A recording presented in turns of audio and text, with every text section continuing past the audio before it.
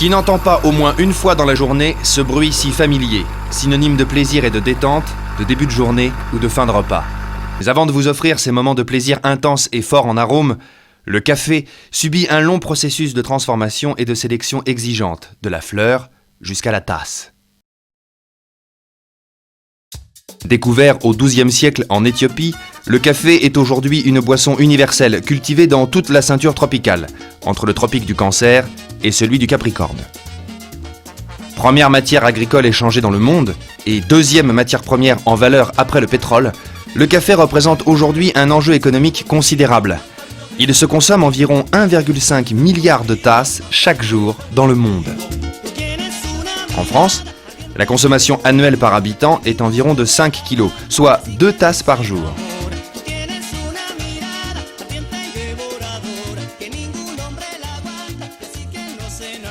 Quelle que soit son origine et sa variété, votre tasse de café commence sa vie dans une nurserie.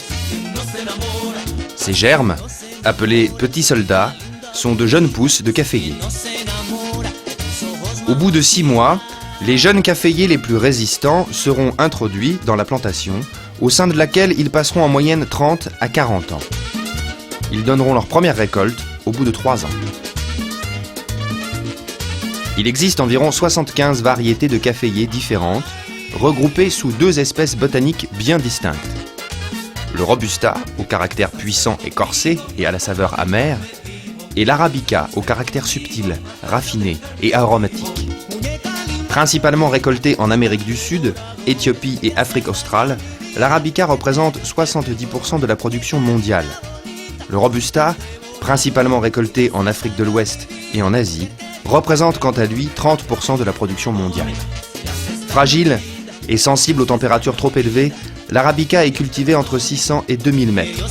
Le Robusta, moins exigeant et plus résistant à la chaleur, est cultivé en dessous de 600 mètres d'altitude.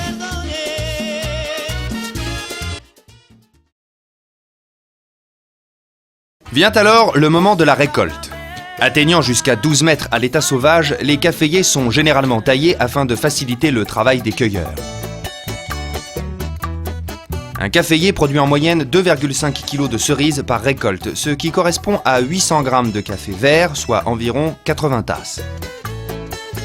La récolte est un moment délicat, car les saisons sont peu marquées dans la zone équatoriale. En effet, un caféier peut connaître plusieurs périodes de floraison dans une même année. On peut ainsi trouver sur le même arbre des cerises à divers stades de maturation.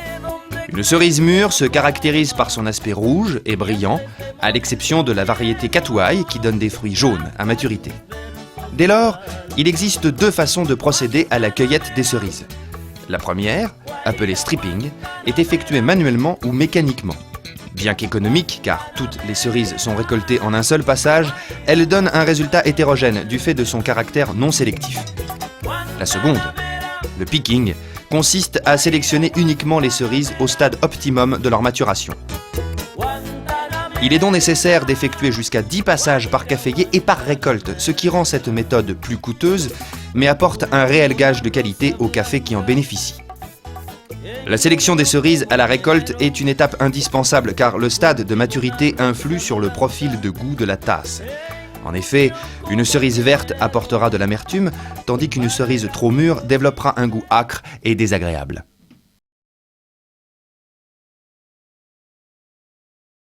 Sous sa peau rouge brillante, la cerise de caféier est composée de pulpe. Protégée sous cette enveloppe de chair, 2 parches, contenant chacune 1 grain de café, recouvert d'une fine pellicule argentée.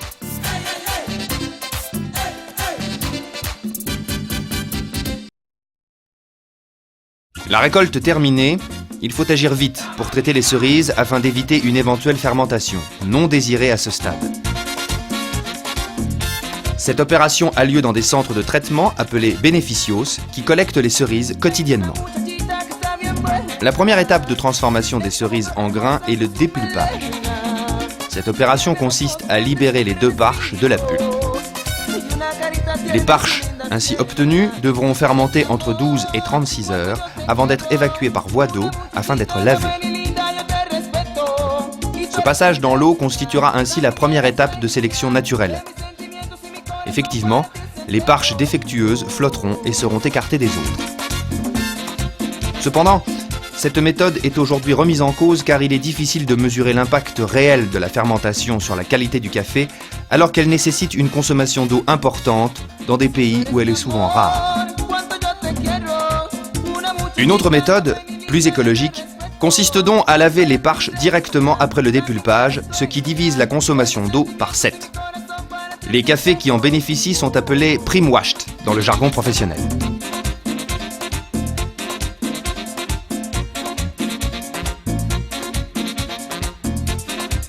Les parches de café doivent ensuite être séchées.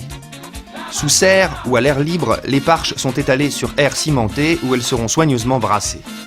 Il faudra 4 à 5 jours pour atteindre le taux d'humidité souhaité, c'est-à-dire 12%.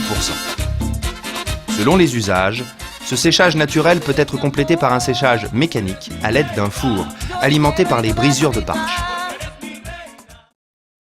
Il est temps de libérer nos grains de leurs parches. Tout d'abord, il faut retirer les impuretés qui se sont mêlées à la récolte lors de l'opération de séchage, ainsi que les corps étrangers tels que bois, pierre, ficelle ou maïs. Les parches sont ensuite introduites dans un moulin qui extrait le grain de son enveloppe.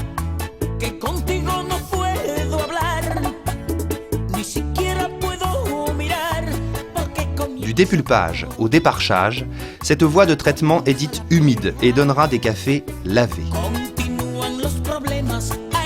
Il existe une autre voie de traitement, dite méthode sèche, qui donnera des cafés nature. Les cerises sont alors directement séchées sur air cimenté après la récolte.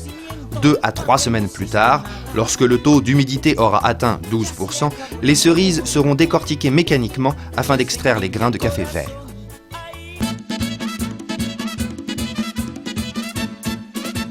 À l'image des domaines viticoles, chaque coopérative ou plantation produit plusieurs qualités de café vert. On appelle la préparation du café les différentes étapes qui aboutissent à la constitution de ces lots. Tout d'abord, nos grains sont calibrés afin de constituer des lots de cribles homogènes. Chacun des lots constitués sera ensuite trié afin d'écarter les grains défectueux qui pourraient altérer la qualité du café à la tasse.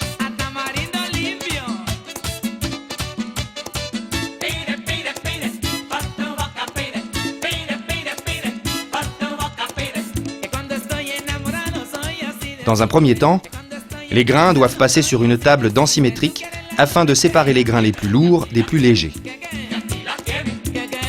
Dans un deuxième temps, les grains sont triés manuellement afin d'éliminer les différents défauts visibles à l'œil ainsi que les corps étrangers. Le triage manuel peut être complété et optimisé par un triage par lecteur optique.